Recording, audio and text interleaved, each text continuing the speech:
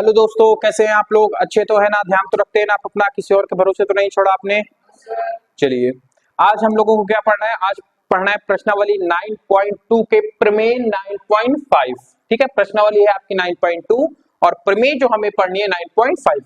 कल मैंने next class में, जो इससे पहले मैंने आपको क्लासेस ली हैं, उसमें मैंने 9.2, 9.3, 9.4 ये सारी प्रमेय बताता चला आ रहा हूं कि नहीं आ रहा हूं? अब इसका भी हम लोग प्रूफ देखेंगे। ठीक है, गौर से पढ़ते हैं। देखो प्रमेय क्या कह रही है। प्रमेय कह रही है एक वृत्त की बराबर जीवाएं। सबसे पहले तो हमें क्या पकड़ना है?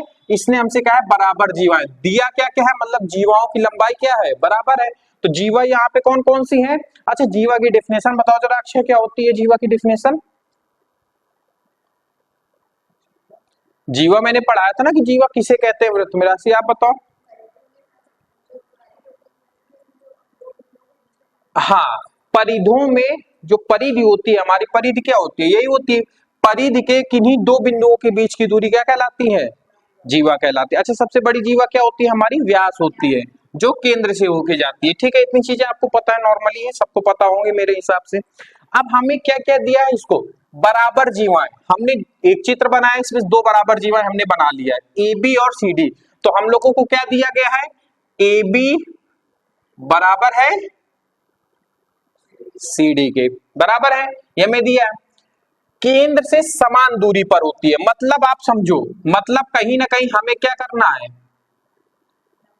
लंब डालना है कि नहीं डालना है? चलो, इस प्रकार से मतलब ये और ये हमें बराबर सिद्ध करना है। इसको मान लो P, इसको मान लो Q। ठीक है, समझना। तो आपका हमें क्या सिद्ध करना है? PO बराबर होगा किसके? OQ के। किसके होगा? OQ के। बात समझ में आई आपको कि नहीं समझ में आई? अब बात गौर से समझना। हम ऐसा करते हैं, एक साइड किसी एक छोर को पकड़ के क्या कर देते हैं? ऐसे करके मिला देते हैं। तो ये रेडियस बन गई कि नहीं बन गई आपकी? ठीक इसी प्रकार से ऐसे करके मिला सकते हैं कि नहीं मिला सकते? और ऐसे करके भी तो हम मिला सकते हैं, ऐसे भी मिला सकते हैं। ये सारी आपकी क्या बन रही है? हमारी रेडियस ही तो है कि नहीं है? रेडियस रेडियस है कि नहीं? सारी सारी का सारी क्या है? हमारी रेडियस है।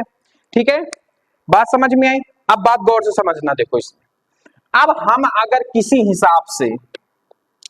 हम किसी हिसाब से दोनों त्रिभुजों को, इसमें कितने त्रिभुज अच्छे जनरेट हो रहे हैं इनको गौर से देखो। एक त्रिभुज, दो त्रिभुज, तीन त्रिभुज, चार त्रिभुज, चार त्रिभुज कर रहे हैं।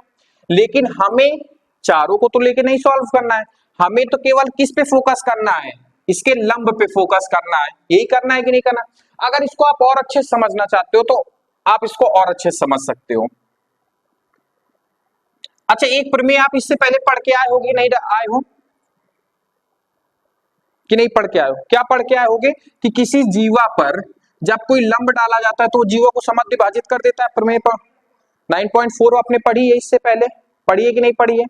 मतलब कहने का कि ये दोनों आपस में क्या होंगी? बराबर होंगी कि नहीं होंगी? ठीक इसी प्रकार से इसमें भी तो लंब पड़ा है, तो मतलब ये आपस में क्या है? हमारी बराबर है कि नहीं है? ठीक है, यहां तक बात समझ में आई आपको? चलो, अब आप गौर से समझना इसमें। अब हमने अगर दोनों दो रेखाएं इसमें इसमें अब देखो, इस छोटे वाले त्रिभुज को देखो, ये वाला त्रिभुज और ये वाला त्रिभुज। अब इसमें ये बराबर है, एक भुजा बराबर है, और एक 90 डिग्री पर भी वाली पर में पढ़ाए हो कि नहीं पढ़े हो? मतलब ये त्रिभुज, ये दोनों त्रिभुज क्या हो गए आपस में? सर्वांगसम। ठीक उसी प्रकार से ये दोनों त्रिभुज भी आपस में क्या हो गए? सर्वांगसम हो गए। हो गए कि नहीं हो गए? जब ये दोनों त्रिभुज आपस में, ये इसके सर्वांगसम है, ये इसके सर्वांगसम है, अब बड़े वाले को अगर हमने एक दूसरे सर्वांगसम कर दिया तो ये अपने आप बराबर हो जाएगी कि नहीं हो जाएगी? ठीक है, तो हमें आप इसमें कुछ भी नहीं करना है। हमें क्या करना है कि अब इन दो त्रिभुजों को सर्वांगसम सिद्ध कर देना है, बड़े वाले त्रिभुजों को। तो अपने आप जो इसके लंब है वो अपने आप क्या हो जाएंगे? बराबर हो जाएंगे। आओ करते हैं समझना। यहीं पर हम उपपत्ति के बारे में बात करते हैं। उपपत्ति हमारी क्या कहती है? अब त्रिभुज पकड़ो, COD त्रिभुज COD तथा त्रिभुज कौन सा है? AOB में, AOB में। ठीक है, अच्छा एक बात बताओ, AB बराबर है CD के कि नहीं? AB बराबर है CD के। AO बराबर होगा OD के कि नहीं, क्योंकि क्या है ये हमें दिया है, और आपका AO बराबर हो जाएगा किसके, OD के, और फिर BO बराबर हो जाएगा किसके, OC के। ये दोनों क्या है, एक ही वृत्त की त्रिज्या है, एक ही वृत्त की रेडियस है या त्रिज्या है। ठीक है, ये भी साइड हो गया, ये भी साइड हो गया, ये भी साइड हो गया। अब तीनों तीनों क्या हो गए, आपस में साइड हो गए। अब जैसे ही तीनों साइड हो गए तो ये दोनों त्रिभुज आपस में क्या हो गए, सर्वांगसम हो गए कि नहीं। त्रिभुज COD आपस में सर्वांगसम हो जाएंगे त्रिभुज AOB के। किस प्रमेय से, तो ट्रिपल S प्रमेय से क्या हो गए, आपस में ये सर्वांगसम हो गए। जैसे ही ये आपस में सर्वांगसम हो गए तो इनके सभी कोण आपस में बराबर हो जाएंगे कि नहीं हो जाएंगे, हो जाएंगे। तो हम क्या कह सकते हैं, कोण A बराबर होगा कोण C के, बराबर होगा कोण B के, बराबर होगा कोण D के। कहां से, CP CT से। अब आपने एक प्रमेय और पढ़ी होगी, बराबर कोणों के सामने वाली भुजाएं भी आपस में बराबर होती हैं। कोण C के सामने वाली भुजा कौन सी है, OP, और कोण A के सामने वाली भुजा AQ। तो कोण A के सामने वाली भुजा, कोण A के, अब इसको समीकरण 1 डाल दो। कोण A के सामने वाली भुजा, सामने वाली भुजा कौन सी है, कोण A के सामने वाली भुजा कौन सी है, OP, और नहीं OQ है। और कोण C के सामने वाली भुजा, सामने वाली भुजा क्या है आपका, OP है। अब एक बात बताओ, कोण A बराबर है कोण C के,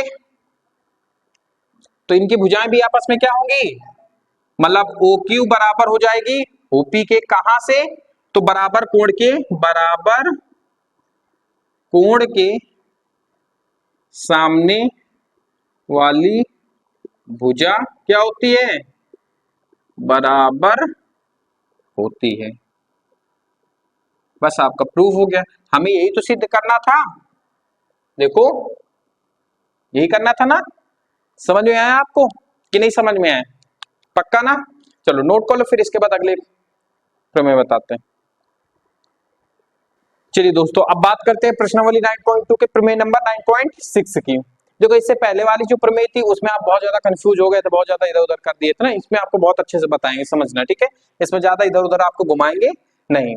प्रमेय क्या कह रही है, एक वृत्त के केंद्र से समदूरस्थ, समदूरस्थ का मतलब आप समझते हैं कि नहीं समझते हैं, समान दूरी पर, मतलब आपको ये दोनों चीजें समान दी गई हैं। क्या क्या दिया गया है समान, तो हमें दिया गया है OQ बराबर हो जाएगा किसके, PO के। ठीक है, ये हमें बराबर दिया है। सिद्ध हमसे क्या करवा रहा है, समदूरस्थ जीवाएं, जीवाएं समदूरस्थ जीवाएं लंबाई में बराबर होती है। लंबाई मतलब AB बराबर है किसके, CD के।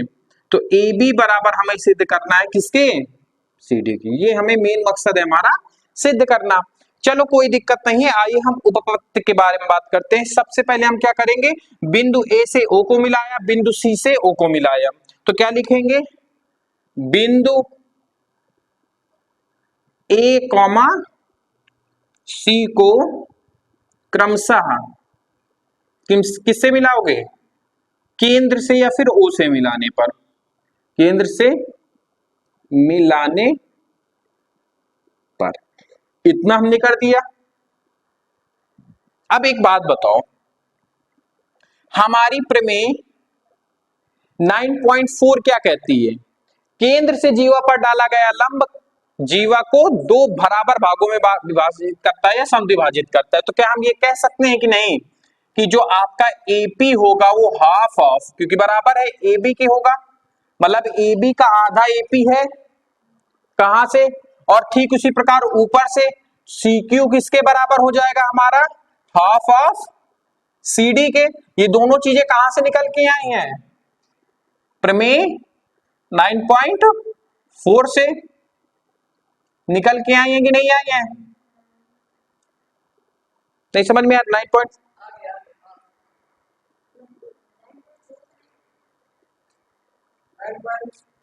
एक वृत्त के केंद्र से एक जीवा को समद्विभाजित करने के लिए खींची गई रेखा। अच्छा 9.3 है, 9.3 है, ठीक है। आप प्रमेय भी लिख सकते हैं, यहाँ पे क्या लिखेंगे कि किसी वृत्त के केंद्र से जीवा पर डाला गया लंब जीवा को समद्विभाजित करता है। अगर प्रमेय आपको याद है तो ऐसे लिखते हैं, अगर नहीं याद है तो आप सीधा लिख सकते हैं। इतनी चीज समझ में आए। अब इसको थोड़ी देर के लिए भूल जाते हैं। अब देखो दो त्रिभुज कौन से बन रहे हैं, ए ओ या ए पी ओ बन रहा है ना, तो त्रिभुज ए पी ओ तथा त्रिभुज सी क्यू ओ में, ये दोनों त्रिभुज आपके हैं। आप समझना मेरी बात को, एक ओ बराबर सी ओ के होगा कि नहीं, ए ओ बराबर होगा सी ओ के, क्यों, क्योंकि एक ही वृत्त की त्रिज्या है, या फिर वृत्त की त्रिज्या है, वृत्त की क्या है, त्रिज्या है। चलो यहां तक बात समझ में है।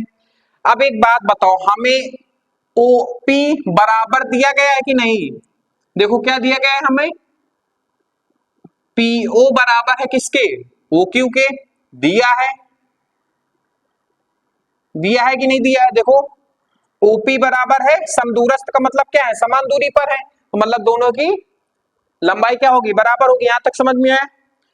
अब इसके बाद एक कोण भी तो इसका 90 अंश है भाई, 90 अंश। जब किसी जीवा पर क्या डाला जाता है, केंद्र से एक रेखा डाली जाती है तो कितने अंश पे गिरती है, लंब पे गिरती है, आप प्रमेय पढ़ चुके हो। तो हम ये कह सकते हैं कि कोण ए पी ओ बराबर होगा कोण सी क्यू ओ के, बराबर कितना होगा, 90 अंश, ठीक है। क्या लिखेंगे यहां पे हम लोग, क्या लिखेंगे, जीवा पर डाला गया लंब है, जीवा पर डाला गया लंब, ठीक है। अब देखो ये हो गई हमारी साइड, ये हो गई साइड, ये हो गया एंगल। तो दोनों त्रिभुज किस प्रमेय से एक दूसरे के क्या हो गए, सर्वांग हो गए। त्रिभुज सी क्यू ओ से सर्वांग हो गया, किस प्रमेय से, साइड एंगल साइड प्रमेय से। अब जैसे कोई तो तीसरी भुजा कौन सी बचती है, एपी बराबर हो जाएगी सी क्यू के कि नहीं हो जाएगी, एपी बराबर हो जाएगी सी क्यू के। अब एक बात बताओ, एपी किसके बराबर है, समीकरण 1 समीकरण 2, एपी किसके बराबर है, हाफ ऑफ ए बी के। तो एपी की जगह क्या लिख सकते हैं, हाफ ऑफ ए बी, और सी क्यू किसके बराबर है, हाफ ऑफ सी डी के, हाफ ऑफ सी डी के। कहां से, तो ये दोनों समीकरण 1 व 2 से। यहां तक बात समझ में आई आपको। अब एक बात बताओ, ये दोनों हाफ और हाफ कट जाएंगे तो क्या बचा आपका, ए बी बराबर सी डी, और यही तो हमें सिद्ध करना था, ए बी बराबर सी डी आपका सिद्ध हो गया कि ये दोनों जीवाएं आपकी क्या होंगी, बराबर होगी। समझ में आया आपको, ऑनलाइन बच्चों को समझ में आ रहा है। जो भी अगर आपको समझ में नहीं आ रहा तो आप दोबारा देख लीजिएगा, अगर इससे भी नहीं समझ में आ रहा है दोबारा देखने से तो कमेंट बॉक्स में बताइए कि मैं इसको दोबारा आपको समझा दूंगा, ठीक है। ये प्रमेय और इससे पहले वाली प्रमेय थोड़ी सी टेढ़ी है, इसमें 2-3 कॉन्सेप्ट लग रहे हैं, ठीक है। समझ में आई बात, चलो नोट कर लो, फिर इसके बाद नेक्स्ट क्लास में क्वेश्चन बताते हैं आपको।